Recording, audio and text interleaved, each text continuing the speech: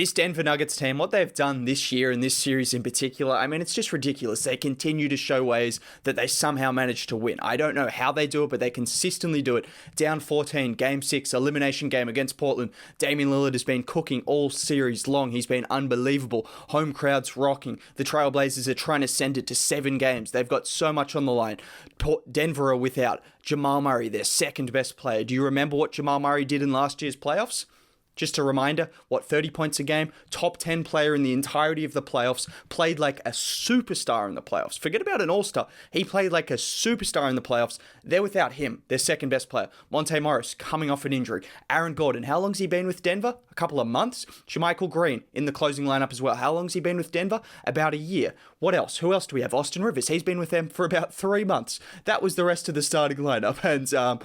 And, the constant guy, obviously, Nikola Jokic, who led the charge and led them to another series win. And somehow, even after having an MVP season, he's elevated his performance in the playoffs again, like he's done every 3 playoff seasons of his career. I worded it a little bit wrong there, but you get the point. Every single playoff run of his career, he's elevated what he's done in the regular season to what he's done in the playoffs. When he was averaging 20, he was averaging 26 in the playoffs. When he's averaging 27, he's averaging 33 in the playoffs. You get the point? He just gets better and better. His efficiency doesn't fail. He just manages to do absolutely absurd things. The way this guy has carried this team, and we can't just say it's all Jokic because these Nuggets players deserve credit as well because they've stepped up. But this team is a 12th seed, the ones that they're rolling out right now, a 14th seed without Jokic, and they've just beat a 6th seed, Damian Lillard, CJ McCollum, Norman Powell, Robert Covington, Yusuf Nurkic-led team, led by Jokic. That's the kind of performance they just had. It's ridiculous. But before we give Jokic the credit, which we're obviously going to do, that's something we always do here,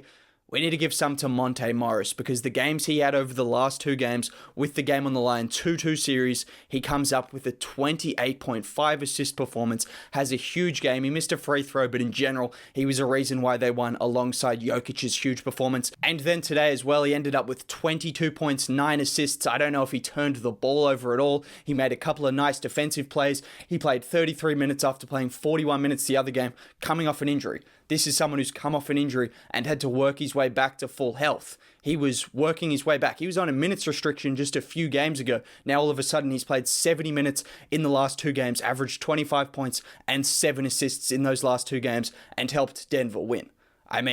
If there's anyone that deserves credit alongside Jokic, it's Monte. Obviously, Michael Porter Jr. as well, dropping 22 points in the first quarter, was a huge reason why they were in the game because the Blazers were hot to start the game. Jokic was still feeling his way into the game, and MPJ was absolutely hot. Now, before I actually go any further, if you could drop a like on the video, subscribe to the channel if you're new, much appreciated. I make content like this every single day, and doing so just helps out the video a ton, so that would be great. But as I was saying, Monte Morris, just talking about him, he just makes the right decisions every single possession, it seems. Like, it's unbelievable. He's one of the few players that I see consistently feed Jokic in the post or just consistently feed their big man in the post in the right spot every single time. It's an underrated thing. It's a minor thing, but there's so many times you see a big man post up and you see someone throw it at their feet or throw it towards the defender or not throw it to their advantage. Monte always puts it out to his outstretched arm. He puts it in front of him and he allows Jokic to gather the ball, post up,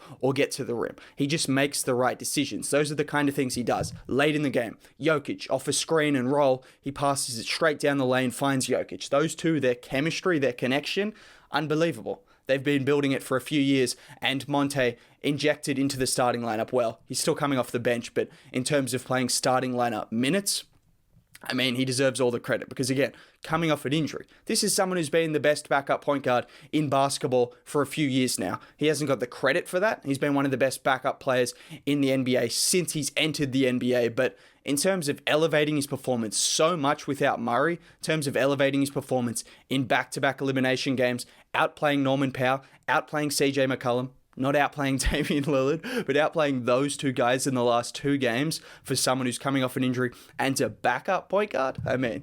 Like, he deserves all the credit. And then someone else who deserves a little bit of credit, that MVP guy from Serbia, the big tall guy. Yeah, he's pretty decent.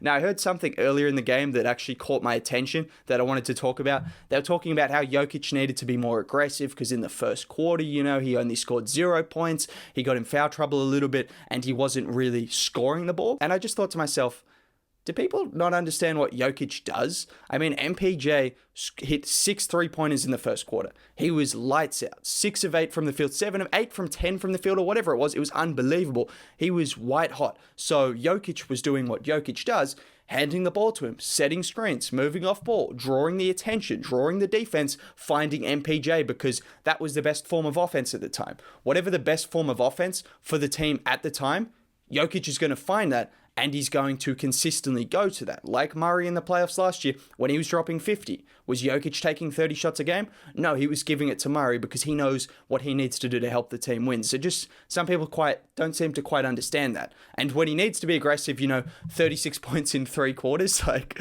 he can be aggressive if he wants. 27 points in the last 2 quarters off the top of my head? That's what he can do.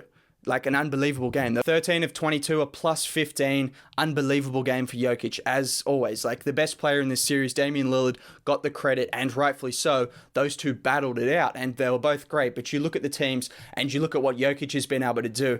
I mean, there's no kidding he's the MVP. There's no kidding he elevates his performance in the playoffs every single season. It's unbelievable what he's been able to do every single playoff run of his career, and this was no different. Jokic is a good defender. I know Perkins called him the worst defender in basketball. You're wrong. I mean, that's just blatantly wrong. Nurkic is a solid post defender, and this is where Jokic is so good, because Nurkic was doing well in the post against Jokic, so Jokic found different ways. He decided to move off the ball, which his off-the-ball movement for a center is unbelievable. Really underrated part of his game. He runs around the court, he finds his spots, he can spot up and shoot. Like, he can move off the ball and catch and shoot. That's the kind of guy he is. It's ridiculous. But his off-the-ball movement, his willingness to screen off the ball and find ways to get involved without having to post up every single possession.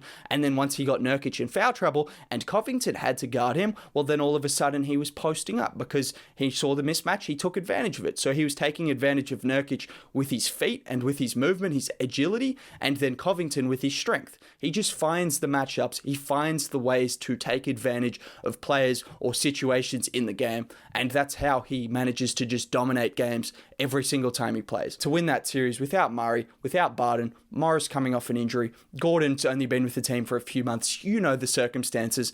The Portland Trail Blazers have been together for how long? CJ, Dame, Nurkic, all of these guys have been together for how long? How much talent do they have on their roster? Quite a lot. And Jokic is leading a team of guys that were drafted a year ago in Campazzo. Austin Rivers was out of the league. Monte Morris was injured. Jermichael Green, like Marcus Howard has played minutes. Paul Millsap is towards the end of his career, right at the end of his career.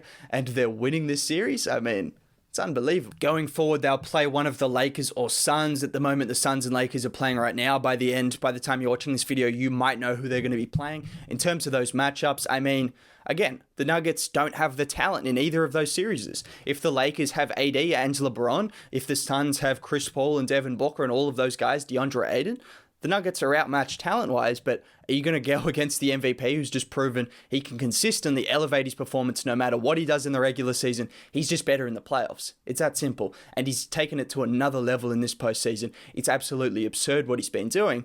Are we going to go against that? I don't know if I can go against that. It's not going to be an easy series, but I don't see him not taking these series to at least 6 or 7 games, regardless of the talent mismatches, because you've got both of those teams with 2 superstar / all-star level players, and the Nuggets with one, just one, and a couple of role players, and he's still a chance to win that series. Does that say something about the Nuggets team, but also Jokic? I think it does. It says how good he is and just how unbelievable he makes his teammates and how good he is. He's just ridiculous. It's not much else you can say. Shout out to guys like Austin Rivers as well, who stepped up in big time moments, in big time games. Campazzo had a good series, first playoff series of his career, had some great moments defensively and offensively, makes the right plays as well. Jermichael Green down the stretch of this game, got a couple of big boards, a couple of big defensive players.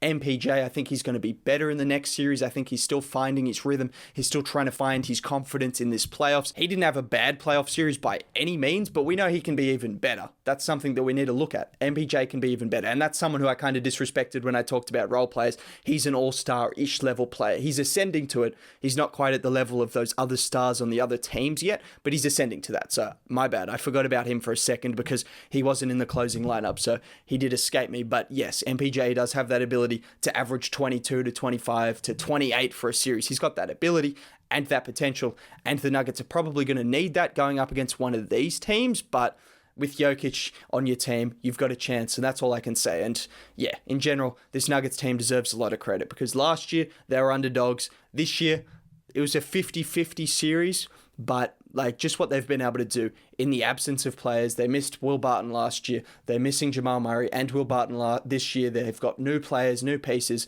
and for some reason they still find a way to win. Well, we know the reason, and the reason is Nikola Jokic. That's all I've got to say. If you enjoyed the video, drop a like on it. Subscribe to the channel if you're new. Have a great day. I'll catch you next time. Bye.